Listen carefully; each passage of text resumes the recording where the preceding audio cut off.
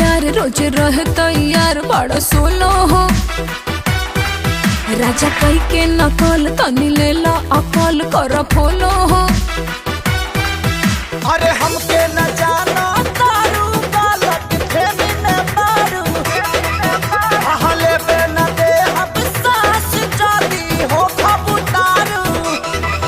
राजा बोला तनी कम बाटे बोलिए मैं दम देखो हमारा से तनी को तू जाबर जाबर जाबर धनिया चारा से कलतनी का भर देहदा गलिया चूम के हाबर हाबर।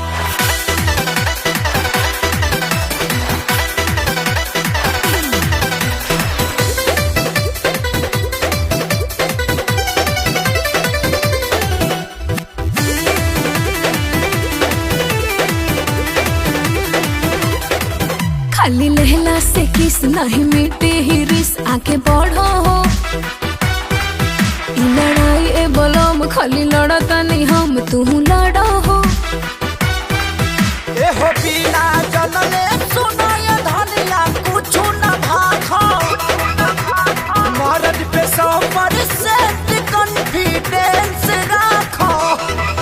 मिले तोहर ना सपोर्ट भई काल अखरोट ओठ सुखी